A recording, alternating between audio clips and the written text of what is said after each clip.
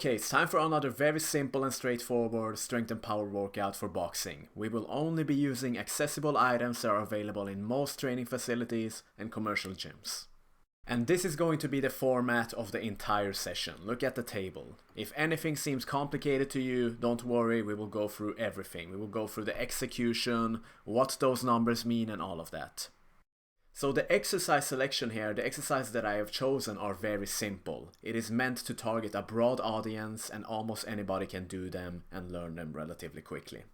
Which makes this workout suitable if you're just an amateur boxer who is not very experienced in the gym with complex exercises and you just want to get some strength and power work in addition to your main boxing sessions as a supplement. So all of those lifts in this list, they target 3 different areas. We have power development, strength training, and stability training. You will perform 3 to 4 sets on every single exercise in this list depending on how you feel that day. And the repetition ranges will vary. As you can see on the medicine ball exercises, the intensity is a 3 to 6 kilogram ball only. You can feel out and see what feels comfortable to you. The important part on those exercises is maximal effort on each rep, because we're building power. Additionally, you can see on the intensity part is written RPE on some exercises, 7 to 9. What does that mean? RPE stands for rate of perceived exertion, and it means that if you choose RPE 7 for example, it means that it should feel a difficulty of 7 out of 10. Another way to look at this is, if it's written RP 7, it means that you need to have 3 reps in reserve before you stop the set. And if it's RP 9 for example, you need to have 1 rep in reserve. For example, if you do this kind of workout in the course of 3 weeks back to back, the first week you can go for RP 7, the second week RP 8, and the last third week RP 9, and then you reset and go back to 7. So you change the difficulty by increasing the RPE. And what's important here is that the RPE is very subjective and it varies day to day. One day your RP 7 might be in one number and another day it might be another thing. It's based on your day-to-day fitness. I have a document on my website that explains this in detail. It's free to download. You may check it out if you want. And you can also see that on some exercises, the reps and sets and intensity, it is stated as feel. This is because it's difficult to give a concrete number on those because of the nature of the exercise. They are very isolated in nature, so you just have to choose a weight or a repetition that makes you feel the exercise. Your muscles, they get under tension simply. So go by feel. And on the pull-ups, as you can see, the RPE is stated on the repetition range and not the intensity. The reason being that I want you to do pull-ups either with your own body weight or you add weights with the help of a chain, and then you just keep going until you feel like it's on RP 7. In other words, if you choose RP 7, you keep doing pull-ups until you feel like you have 3 reps in the reserve, and then you stop right there. And finally, you can also notice on the list that it's both divided in numerical order and alphabetical order. If they belong to the same number but different letters, for example 1A and 1B, this means it's a superset. So you perform them both back to back. Same with 2A and 2B, 3A and 3B. They are simply supersets. So do a dynamic warm-up, get all the joints loose, and let's begin. First up, we have the medicine ball punch. Grab a medicine ball that is non-bouncing, find a wall, and throw every single repetition with maximal effort and speed. Rotate your hips, transfer your weight from your rear leg to your front leg, and think exactly as you would do with a power punch in boxing. 100% mental effort, that is the most important part. Do 6 reps on one side and then change to 6 reps on the other. If you slack on this exercise, if you don't go maximal power, it's not gonna do you any good because you wanna train your brain to produce maximal power at will.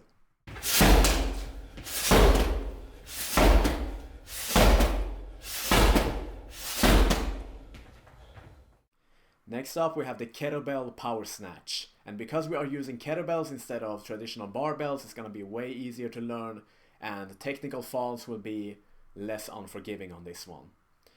So bend down a little bit in the manner of a deadlift, extend your body completely, knees, hips and ankles, and explode with your legs, your core, everything upwards. And as the kettlebells are moving upwards, you should be diving downwards to catch it. And you do this movement as explosively as you can. The snatch is a total body power development exercise, which means that it trains your power in every single muscle and joint. And after that, rest for 2 to 3 minutes and go back to the medicine ball punch again and perform the kettlebell snatch directly after that for 2 to 3 more sets, depending on how you feel.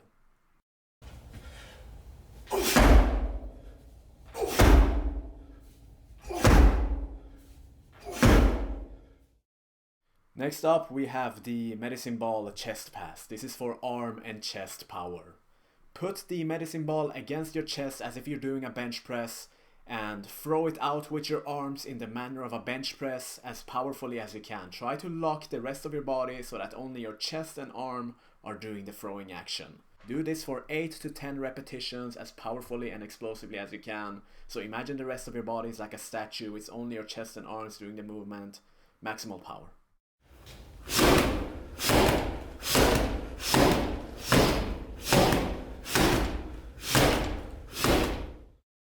Directly after the chest pass, you go over to the kettlebell or dumbbell push press.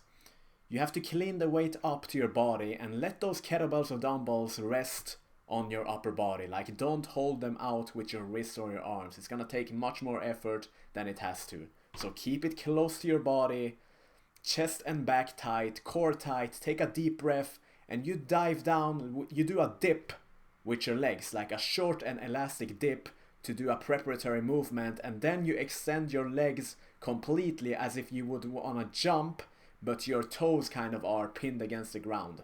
So you extend your hips, knees and ankles as powerfully as you can, and you transfer all of that power and you direct it to the kettlebells and you direct it upwards in the manner of a strict press or a military press. So it's like a military press, but you use leg drive also, making it a total body power exercise. And once you explode with maximal mental intention and effort, maximal power. You want this to explode up with as much strength and power as you possibly can. Speed, because we're training our brain to become powerful once again.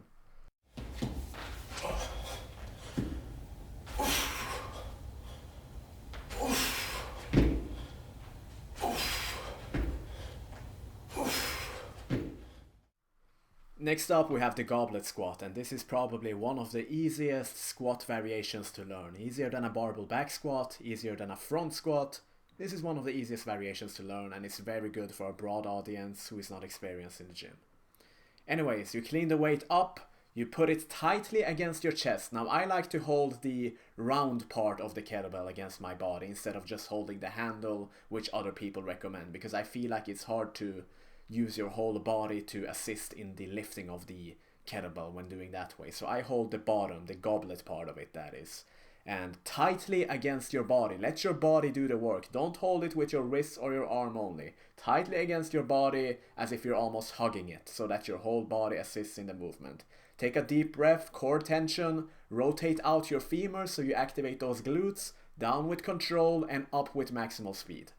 So, what about the classic question of depth? Well, I typically want all of my athletes to go down as much as their mobility allows. Like, go down as much as you can, and if you for any reason hunch forward or your heels rise from the floor, it's too deep for you. You need mobility work. So go down as much as your mobility allows. If you can go down all the way, go down all the way. If you can only go down 90 degrees, do that.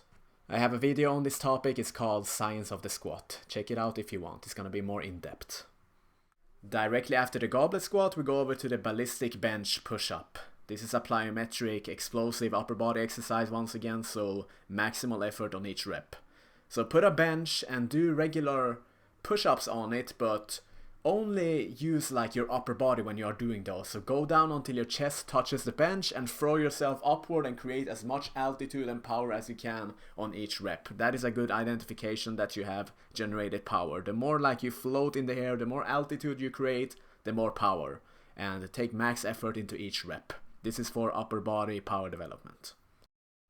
Next up we have the good old pull-ups in our next superset. Simply grab a bar like this, pull yourself upwards until your chin is above the bar, and pull yourself downwards all the way until your elbows are locked out all the way. Not 70%, not 80%, but 100%. Completely extended and locked out. And then you drag yourself above the bar again with your chin above the bar. And when you pull yourself upwards, don't swing with your legs so that you train your upper body. And when you pull yourself upwards, this is a secret kind of that I'm gonna teach you. Pull yourself upwards with speed. Don't think in terms of strength. Speed. Pull yourself upwards fast, because then the movement, there is more power behind it, because you recruit more motor units. So always think in terms of speed. And then go down all the way and up all the way again. If pull-ups are still too difficult of a progression for you, you can make a substitute of lat pull-downs if you have available a lat pull-down machine, or you can do assisted pull-ups in the form of using a rubber band on your legs. And after the pull-ups, we're gonna superset it with SLRDL, single leg Romanian deadlifts. And at the beginning, this can be a somewhat difficult exercise because it's gonna require a lot of balance and coordination, but practice a little bit and you will learn. Hold a kettlebell or a dumbbell and go down on the opposite leg of the hand that is holding the kettlebell or the dumbbell. Straight back in the manner of a deadlift, and the leg behind you, like the opposite leg, should be completely extended out. Look at the video. I know if you're probably confused by my vocal description, but just look at the video and try to connect the dots. And my number one recommendation here is patience. Don't rush this movement. If you're new in this movement and you rush it, you're gonna fall out of balance. So patience. You don't even need that much of a heavy weight on this. Like, this is gonna target your hamstrings and glutes like crazy. And you are, if it's your first time doing this, I can almost guarantee you that you're gonna feel it the day after. So be patient on this one and look at it on the video. Get it right. Straight back, completely extended legs, and move by your hips. Don't squat down, move by the hips. And in our last superset, we're just gonna finish off with some core work. The first exercise is rotational medicine ball core throws against a wall. Hold a medicine ball and in the manner of a Russian twist, rotate and throw it against the wall with as much power and speed as you can. And choose a repetition range that you feel like doing at that moment. For example, 12 on each side, 18 on each side, or even 20 on each side. Do something that induces your muscles. And directly after that, we superset it with lying leg raises or any other front abdominal, anterior abdominal exercise as you want. Like when it comes to the core, you can be flexible. You can choose things that you find comfortable, that you feel targets your core better. I'm not too picky about those, but those are just some recommendations from my part.